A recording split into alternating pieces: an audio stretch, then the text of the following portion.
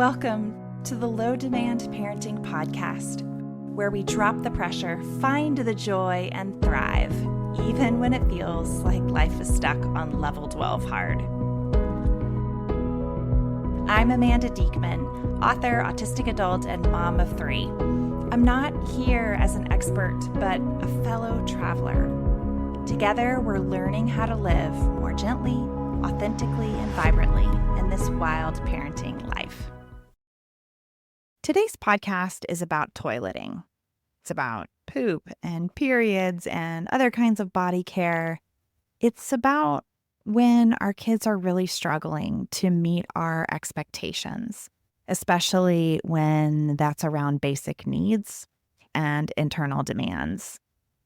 Internal demands are a really important category for us to understand, especially when we're looking at a kid in burnout or a PDAer who's getting really distressed about the needs of their body and the way that those body needs are impacting their regulation.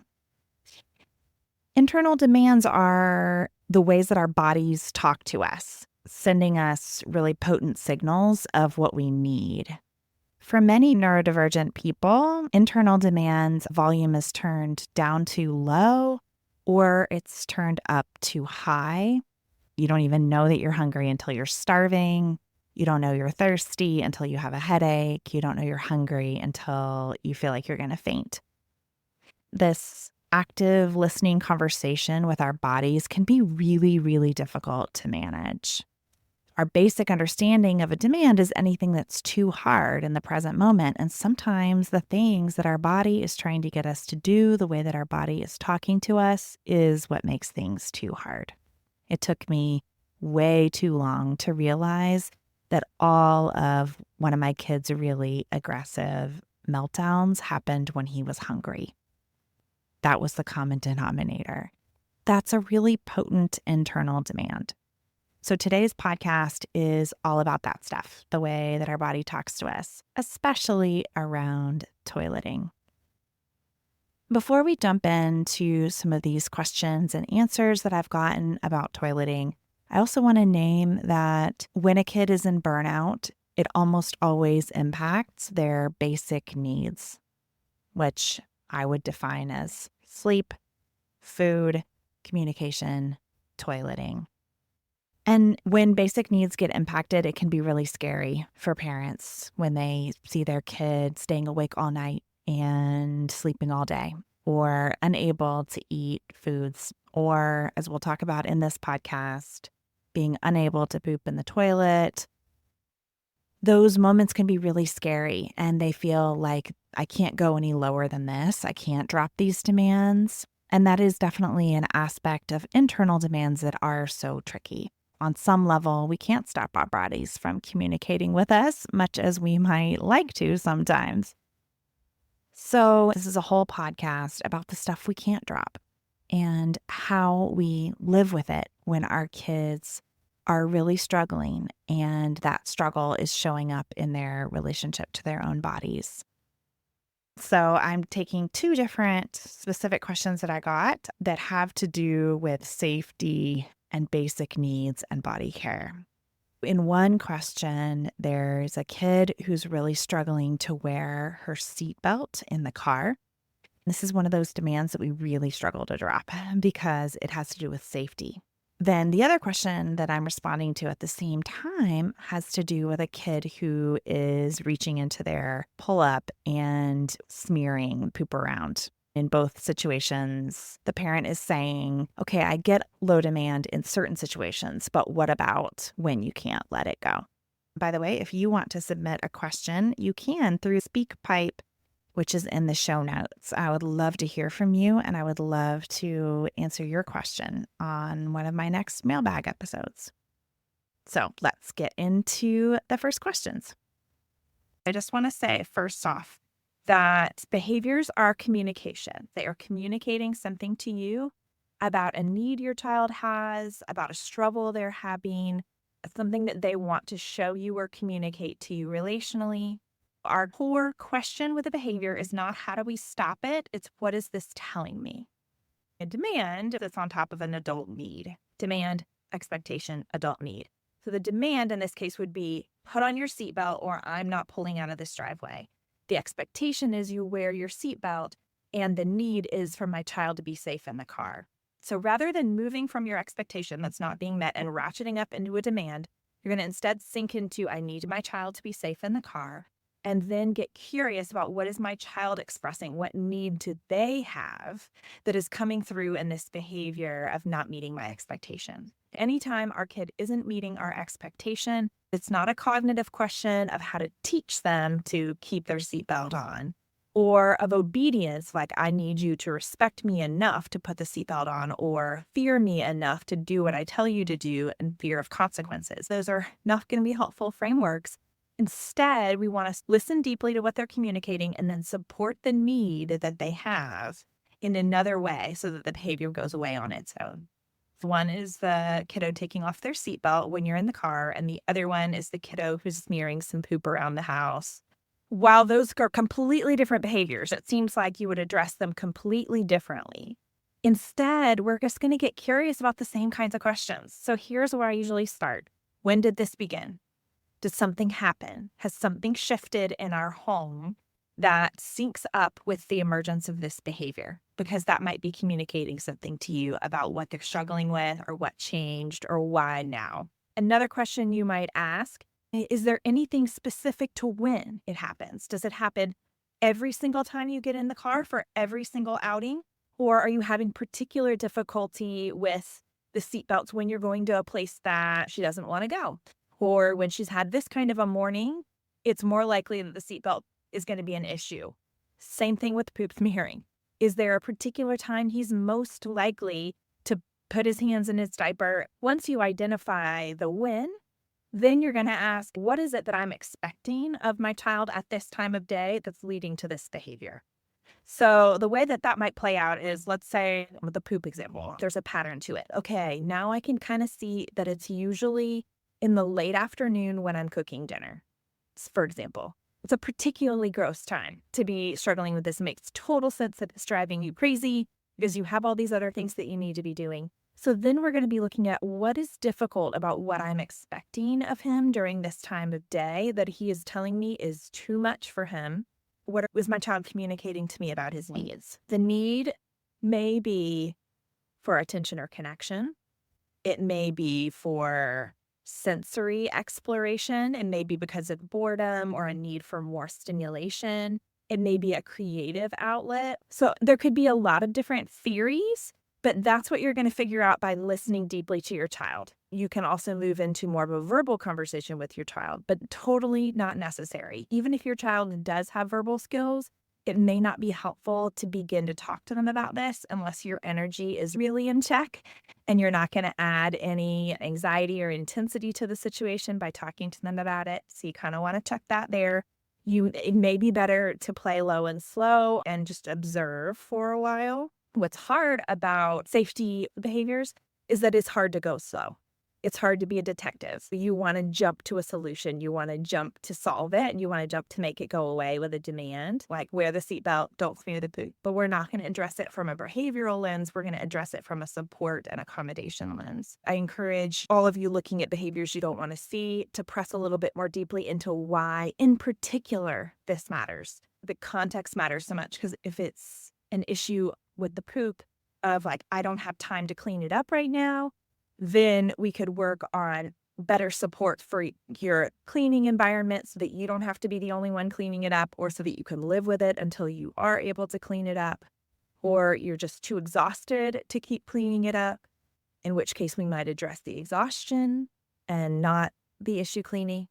So your why this matters to you, why this must be addressed is really crucial because it will give some really important information about how you want to move forward. You're going to move into the next phase, which is taking care of your own needs without asking your child to do something that's too difficult for them.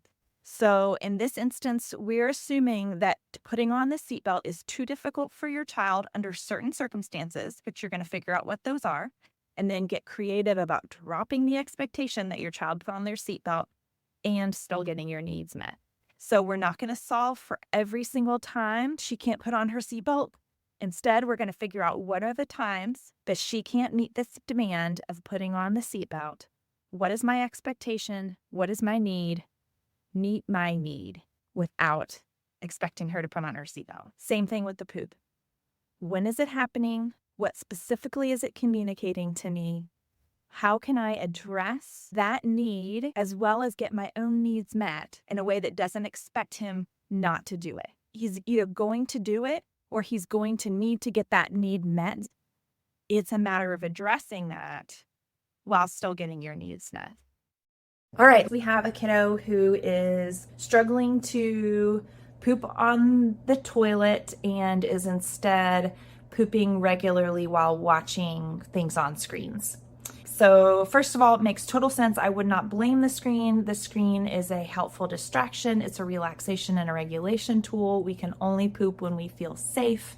There is the law of the sphincter. It's true of pee, poop, and having a baby that none of those muscles can relax while we are anxious. If your child is PDA or has an anxiety disorder, then it's very possible that it is simply your kid is unable to poop at any other time than when they are fully relaxed and watching the screen. So there are tons of low demand approaches to this that would meet your kid right where they are. You could put a pull-up on right before they start watching a show. You could put down a pee mat like a doggy mat or one of the ones that you spread underneath your sheet. You could work on having a mobile device that you could bring into the bathroom and set it up, get them really comfy. Lots of people have luck with their kid pooping in the bathtub, although of course that has extra challenges for cleanup, but it also helps get the poop out if that's the first concern. So there's always the, what are you really trying to solve for here? What is the first concern? What's really bothering you? And what matters the most. In this case, from reading your question, I feel like the motivation is really around pooping on the toilet, that you're really looking to see that skill develop.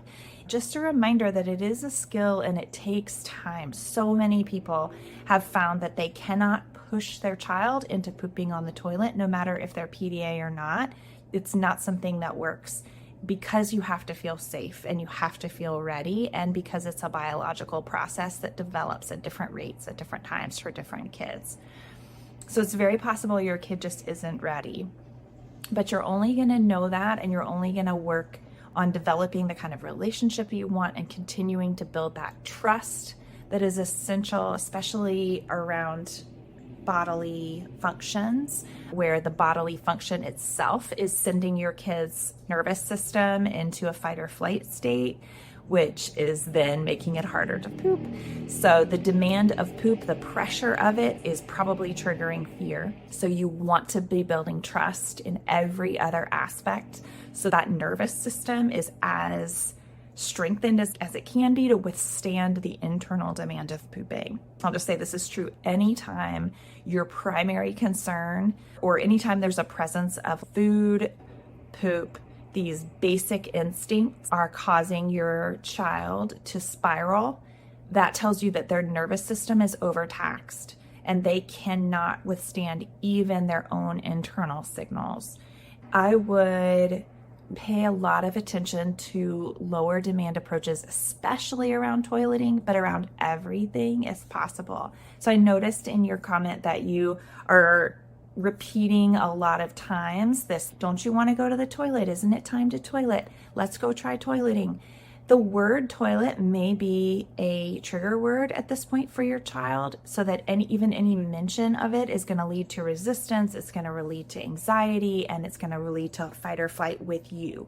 And to the degree that you're including that word within you, you're bringing that fear into your relationship. And so even you can't be trusted because you keep bringing up this obviously unsafe topic. So in addition to these ideas of like dropping it entirely and accepting that poop happens while watching something on a screen in a particular place, and how can you help that poop come out safely in that space in a way that minimizes cleanup issue for you. If you are continuing down the path of really wanting to see that poop come out on the toilet, you probably want to drop the word toilet entirely and also drop these kinds of verbal cues. And instead, try to link up going to the toilet with something very safe like tablet, And so perhaps if you, this is just an idea, but let's say you have a family TV and that's where all of the watching happens, is on the couch watching the family TV. If you get a tablet or your phone and say, okay, it's phone time or it's tablet time, maybe you start with yourself. I'm going to go have a little tablet time. And then you go in and you watch something on your tablet and you poop. And your kid comes in, because who can resist a parent who wants to be alone in the bathroom? And they're intrigued. You subtly welcome them into the bathroom, let them sit down with their tablet and have some time in there to just make it as safe as possible and cue it to a non-toilet word that is pleasant and enjoyable, like watching a great show. And if even that becomes too much, like the saying it's tablet time, it gets an anxiety response, then that's really a clear sign that your child is not ready for this step that you really want them to take, which is to poop on the toilet. And then I urge you to do your own work around what about pooping on the toilet would make your life easier. That's the reason that this demand is coming up over and over again. You can be disappointed that your child isn't able to poop on the toilet, and it can be hard for you. And then you find out ways to reduce the difficulty so that you can manage letting your kid be right where they are. Question about periods. I wanted to offer my own experience of being an undiagnosed autistic teenager with a period, is that I found them incredibly difficult to manage, incredibly difficult. The executive function means of remembering when to change things, of keeping track of my calendar and knowing when it was coming, of managing the unbelievable sensory overload of having a period, of communicating about it with my mom so that I had the materials that I needed or to get help when I needed. It was so overwhelming. And I was never prepared properly. I was always using toilet paper in the bathroom. I was always covering up stains on my pants. I was very ashamed and embarrassed about my inability to manage this. And still, as an adult, but only when I got an IUD and I felt like I basically was able to eliminate periods did I actually feel calm about cycling. So it's a really difficult thing to manage, and your child is not wrong or broken or messed up or gross or deficient in any way because she is struggling to manage her period. It's really hard. So if you by chance are a person who manages it really effortlessly, then just know that's not the experience for everyone, and certainly not something to be expecting of an autistic teen. So I wanted to break this one out a little bit into who it's a problem for, because that's an important skill in the low demand process, is knowing who's having a demand that's too much for them so that you know where to drop, because otherwise problems with many people and parts get so confusing that you just don't even know what to do. So first of all, there's the period. And then second of all, there's the doctor, which is actually a solution for something and that is involving even more demands, as you named. I want to stick with the period. The daughter is having some difficulties with her period. So I'm wondering what they are. Then I'm guessing for the mom, the problem is either mess, cleanup, communicating with your daughter, managing her complex emotions around her period. So going ahead and splitting out what's a problem for you, what's a demand, what are the demands she's making of you that are too much? How can you begin to drop some of those by tapping into your deep why about why are you doing this? What will she learn about herself by you dropping the demand that she communicates with you kindly while she's on her period? What will she learn about herself by you dropping the demand that she would anticipate for herself when she's going to be on her period? For example, if those are some of the things that are too hard for you, that she's suddenly cycling and you didn't know, or that she's making a mess everywhere, or that I can just imagine what some of the demands on you might be that are too much. So you might figure out other ways to reduce demands so that you can really show up proactively. You might get really into the charting with her so that you can plan for it. Because if you know that you're going to need a lot of extra emotional resources those couple of days, then you can be proactive about having meals brought in, not having work meetings late, whatever the extra demands might be on you that make it hard for you to show up for her when her period is really impacting your family life and your relationship. So then assuming that your daughter is impacted so negatively by her period that she wants to not experience it anymore, which is why you're going down the doctor path. Before you ask something too hard of your teenager, you want to go and ask a million questions of the doctor. Why exactly do we need to do the urine sample? What is important about that? What information is it going to give you? Is there any other way to get that information? Is there any other way to get a urine sample besides coming into the office? Then the other thing was a physical exam. What information do you need from that physical exam? Is there any way we can get some of that information from a virtual exam? Are there some specific questions that you would like to ask her that I could ask and then record the answer? Find out every way that you could get that doctor what they need and get maybe them to realize that their usual protocol is not actually necessary. What is the bare minimum? What is essential in order to get this birth control? And then also consider other ways to get birth control than going through this doctor. Could you go through a virtual provider? Are there any other ways that you could get access to this medication rather than going with this high demand doctor process? Because if this solution would actually meet a lot of your needs, then you want to figure out the best way to do it that doesn't ask too much of her. If this podcast is speaking to your soul, you can subscribe through wherever you get your own podcasts. Even better, if you feel the nudge, head on over to Apple Podcasts in particular and leave us a review. It's such a helpful way for new people to also get to experience what this podcast wants to bring into their lives. I'm Amanda. Remember, it takes great strength to let things go. I'll see you next week.